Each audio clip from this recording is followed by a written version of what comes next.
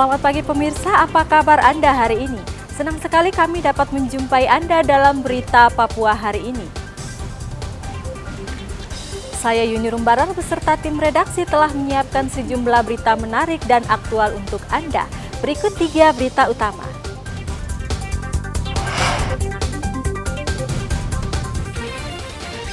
Karena bocor, kapal asing asal Australia lego jangkar darurat di perairan Misol, Raja Ampat. Satgas Damai Kartens ringkus 31 anggota kelompok kriminal bersenjata sejak Januari.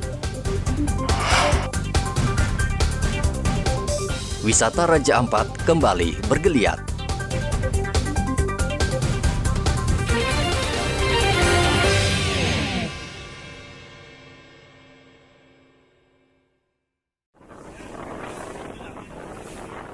Kapal kargo Indian Partnership hingga saat ini masih tertambat dengan jangkar darurat di perairan Misol, Kabupaten Raja Ampat, Provinsi Papua Barat Daya.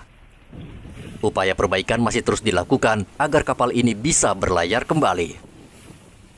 Tim gabungan yang terdiri dari Dinas Kelautan, Badan Konservasi, datang ke lokasi kapal untuk memastikan ekosistem di kawasan ini tidak rusak. Bahkan melakukan penyelaman dan mengambil sampel bawah laut untuk diselidiki. TNI Angkatan Laut juga turut membantu menjamin keamanan kapal kargo tersebut. Sejauh ini belum ada laporan terjadinya pencemaran atau kerusakan lingkungan di kawasan ini. Kita hanya memastikan pengawasan pengamanan untuk MV Indiana tersebut. Jadi dalam hal ini kita memastikan keselamatan personilnya bagaimana, kesehatan personilnya bagaimana, kemudian muatan dari MV ini bagaimana. Sampai saat ini masih aman. Dan yang terpenting dari pihak Angkatan Laut, dari Papua Barat Daya juga, kemarin kami dapat informasi lingkungan. Kemarin sempat kita keliling di sekitar MV, belum ditemukan pencemaran lingkungan sampai saat ini. Jadi sampai saat ini kita masih melaksanakan pengawasan, komunikasi intens dengan kapten, jika ada kendala bisa di bawah.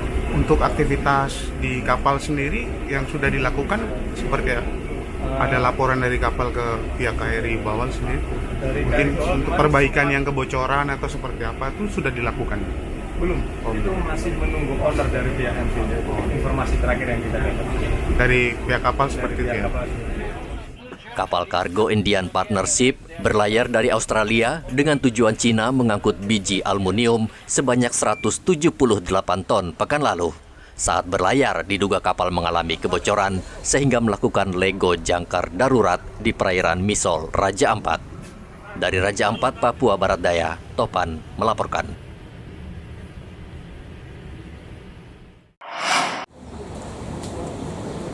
Direktorat Polairut Polda Papua Kamis kemarin memusnahkan barang bukti narkotika jenis ganja seberat 300 gram di dermaga Polairut Polda Papua.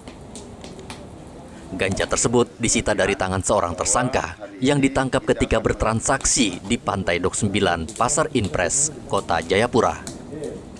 Narkoba itu dikemas dalam 20 bungkus plastik dan dibawa menggunakan tas ransel oleh tersangka. Kasubdit Gakum Dit Polairut Polda Papua, Kompol Mica Poti mengatakan pihaknya terus berupaya menekan peredaran ganja yang marak diselundupkan dari negara tetangga Papua New Guinea. BB yang ada sekarang ini berjumlah 308,39 gram. Jadi ini untuk TSK-nya 1 atas nama MK.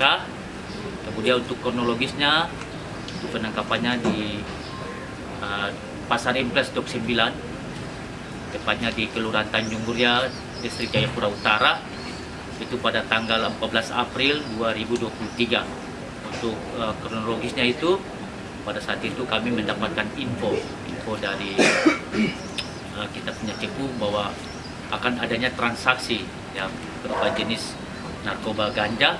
Di situ kami mulai mendalami dan teman-teman dari Gakum di bawah pimpinan dari Kanit Gakum, Pak Edi Sabara, langsung turun melakukan penangkapan langsung di TKP. Tersangka saat ini berada di tahanan Mapolda Papua dan diancam dengan pidana paling singkat 7 tahun penjara. Dari Kota Jayapura, Papua, Hendra melaporkan.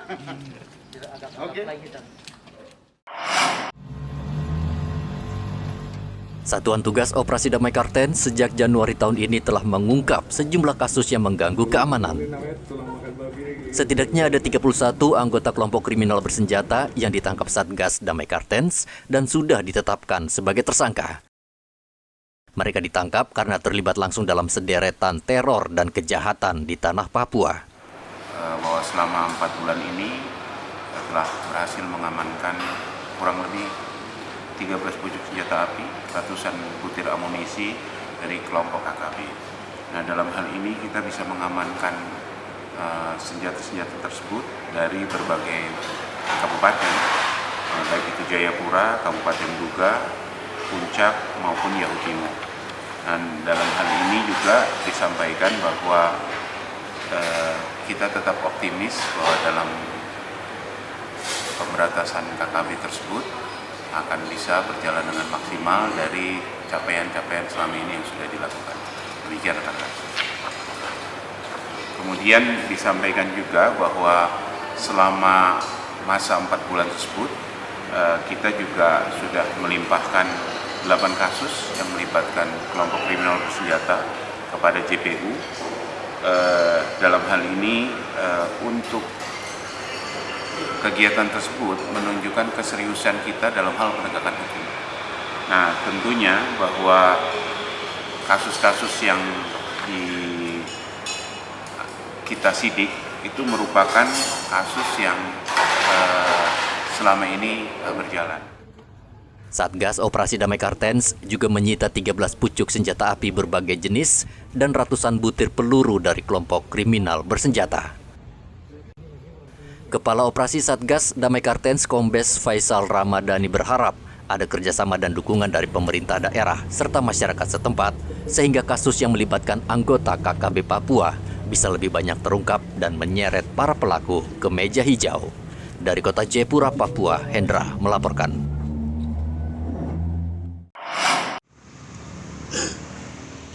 Areal Gor Hyatsai Merauke kembali disegel sekelompok orang yang mengklaim sebagai pemilik tanah. Pintu masuk ditutup dengan pamflet dengan tuntutan pembayaran ganti rugi. Meskipun demikian, pegawai kantor Dispora masih bisa bekerja karena hanya satu pintu yang ditutup. Polisi kemudian datang dan membuka segel yang menutup pintu gor sehingga aktivitas kantor berjalan lancar. Sebelumnya, 2 warga adat saling klaim lahan di mana gor ini berdiri. Putusan Pengadilan Negeri Merauke memutuskan salah satu pihak, yakni Sefrianus, sebagai pemilik sah lahan. Pengacara Sefrianus mengatakan pihaknya masih menunggu pembayaran ganti rugi dari Pemkab. Jadi pemalangan yang tadi dilakukan dari kubunya Pak Yulis Yogi, itu anaknya dan istrinya sama beberapa orang kita ya. Jelas kami berdasarkan putusan pengadilan.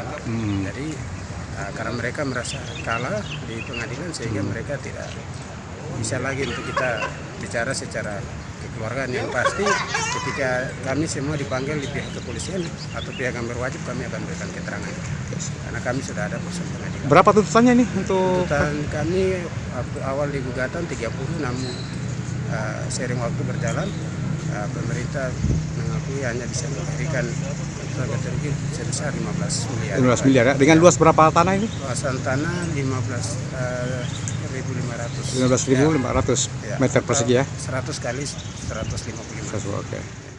Aktivitas di areal gor kembali berjalan normal. Polisi meminta para pihak untuk menghormati putusan pengadilan. Muhammad Ridwan melaporkan dari Merauke, Papua Selatan.